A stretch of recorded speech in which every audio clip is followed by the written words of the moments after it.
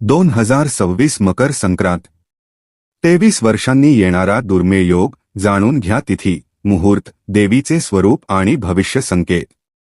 नमस्कार मित्रांनो, मकर संक्रांत हा केवळ एक सण नसून सूर्याच्या गतीशी आणि मानवी जीवनातील सकारात्मक परिवर्तनाशी जोडलेला एक अत्यंत पवित्र आणि महत्त्वाचा दिवस आहे।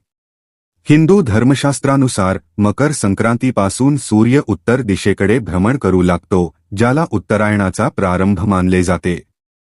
उत्तरायणाचा काळ हा शुभ, पुण्यदायी आणि आध्यात्मिक उन्नतीसाठी अनुकूल मानला जातो। 2026 साली येणारी मकर संक्रांत विशेष महत्त्वाची आहे, कारण तब्बल 23 वर्षांनंतर एक दुर्मिळ योगायोग या दिवशी जुळून येत आहे। त्यामुळे ही संक्रांत केवळ तिळगुळापुरती मर्यादित न राहता दान, जप, तप, पूजा आणि साधनेसाठी अत्यंत फलदायी ठरणार आहे।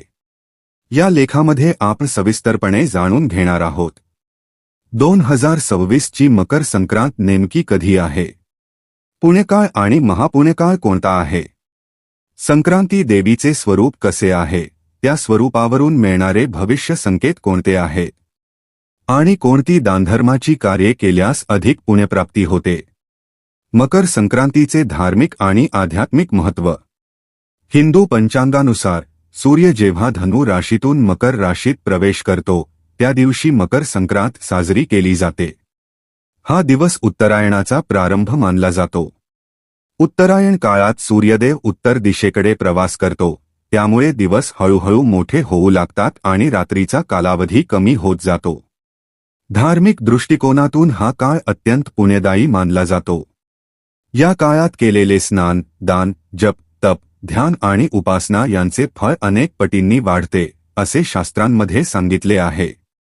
म्हणूनच मकर संक्रांतीला पुण्यसंचयाचा दिवस असेही म्हटले जाते। 2026 मकर संक्रांत तिथी, दिवस आणि मुहूर्त। 2026 साली मकर संक्रांत बुधवार दिनांक 14 जानेवारी 2026 रोजी साजरी केली जाणार आहे।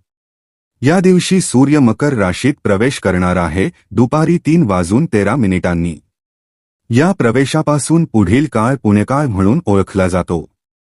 पुण्यकाळ दुपारी 3:13 पासून सायंकाळी 5:45 पर्यंत, एकूण कालावधी 2 तास 32 मिनिटे। महापुण्यकाळ दुपारी 3:13 पासून सायंकाळी 4:58 पर्यंत, एकूण कालावधी 1 तास 45 मिनिटे। या महापुण्यकाळात केलेले कोणतेही शुभ कार्य, दानधर्म, पूजा किंवा उपासना विशेष फलदायी ठरते। 23 वर्षांनी जुळून आलेला दुर्मिळ योग।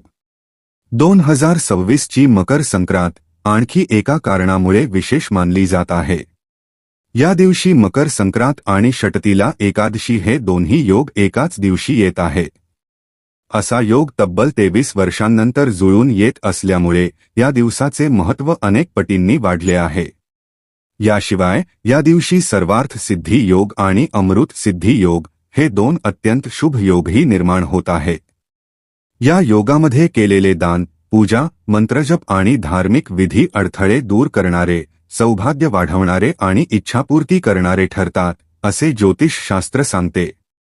2026 मधील संक्रांती देवीचे स्वरूप। ज्योतिषशास्त्रानुसार दरवर्षी संक्रांती देवीचे स्वरूप बदलते। देवीचे वाहन, वस्त्र, दिशा, हातातील वस्तू, नक्षत्र आणि अवस्था यावरून त्या वर्षाचे एकूण फळ सांगितले जाते। 2026 साली संक्रांती देवीचे स्वरूप पुढील प्रमाणे आहे।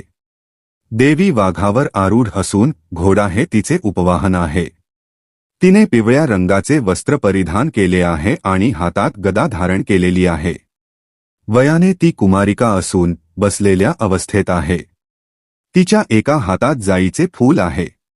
देवी पायस म्हणजेच खीर भक्षण करत आहे। तिचा प्रवास पूर्वेकडून पश्चिमेकडे होत असून तिची दृष्टी ईशान्य दिशेकडे आहे। अनुराधा नक्षत्रात ही संक्रांत होत असून कुंकुम हे गंधद्रव्य आहे आणि चांदीच्या भोजन पात्रामध्ये ती भोजन करत आहे। संक्रांती देवीच्या स्वरूपावरून मिळणारे भविष्य संकेत। या स्वरूपावरून येणाऱ्या वर्षाबाबत काही महत्त्वाचे संकेत मिळतात। हे वर्ष सरकार आणि सरकारी कर्मचाऱ्यांसाठी अनुकूल राहण्याची शक्यता आहे. वस्तूंच्या किमती साधारण स्थिर राहतील. लोकांच्या आरोग्यामध्ये सुधारणा होईल. विविध देशांमधील संबंध सलोख्याचे राहतील. तसेच अन्नधान्याच्या साठ्यामध्ये वाढ होण्याचे संकेत दिसून येतात. वर्ज्य गोष्टी आणि आवश्यक सावधगिरी. ज्योतिषशास्त्रानुसार संक्रांतीच्या दिवशी देवीने जे वस्त्र परिधान केलेले असते किंवा जे अन्न ग्रहण केलेले असते त्याचा वर्षभर त्या वस्तूंच्या किमतीवर किंवा उपलब्धतेवर परिणाम होऊ शकतो. 2026 मध्ये देवीने पिवळे वस्त्र परिधान केल्यामुळे संक्रांतीच्या दिवशी महिलांनी पिवळ्या रंगाचे कपडे टाळावेत असे सांगितले जाते. तसेच देवी पायस भक्षण करत असल्याने या दिवशी दुग्धजन्य पदार्थ मर्यादित प्रमाणात घ्यावेत किंवा त्यांचे दान करणे अधिक शुभ मानले जाते. शुभ कार्ये आणि दानधर्माचे महत्त्व. मकर संक्रांत हा पुण्यसंचयाचा दिवस असल्यामुळे या दिवशी काही विशिष्ट धार्मिक कार्ये करणे अत्यंत शुभ मानले जाते. पवित्र नद्यांमध्ये स्नान करणे, सूर्यनारायणाला अर्घ्य देणे, सूर्यपूजा करणे, जप, ध्यान आणि उपासना करणे हे अत्यंत फलदायी ठरते. सुहासिनी महिलांनी हळदीकुंकू लावून तिळगुळ वाटावा आणि वाण द्यावे. तसेच गाईला चारा किंवा गवत खाऊ घालणे हेही पुण्यकारक मानले जाते.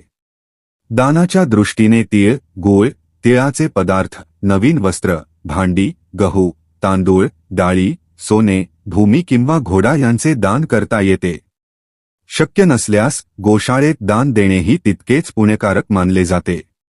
मकर संक्रांतीचा उत्सव परंपरेनुसार 3 दिवस साजरा केला जातो. 13 जानेवारी 2026 रोजी भोगी साजरी केली जाते. या दिवशी शरीराला उष्णता देणारे आणि पौष्टिक पदार्थ खाल्ले जातात. 14 जानेवारी 2026 रोजी मकर संक्रांत साजरी केली जाते. हा मुख्य सण असून तिळगुळ वाटप, वाण देणे आणि शुभ कार्ये केली जातात. 15 जानेवारी 2026 रोजी किक्रांत असते. या दिवशी कोणतीही नवीन शुभ कार्ये सुरू करणे टाळावे असे शास्त्र सांगते. 2026 ची मकर संक्रांत ही केवळ सण नसून जीवनातील नकारात्मकता दूर करून सकारात्मकतेकडे जाण्याची एक सुवर्णसंधी आहे. योग्य वेळी योग्य दान, पूजा आणि उपाय केल्यास या संक्रांतीचे फळ संपूर्ण वर्षभर अनुभवता येऊ शकते. तर मित्रांनो, आजसाठी एवढेच. आम्हाला आशा आहे की आजची ही माहिती तुम्हाला नक्कीच आवडली असेल. तेव्हा व्हिडिओला लाईक करा, शेअर करा आणि चॅनेलला सबस्क्राईब करायला विसरू नका. धन्यवाद.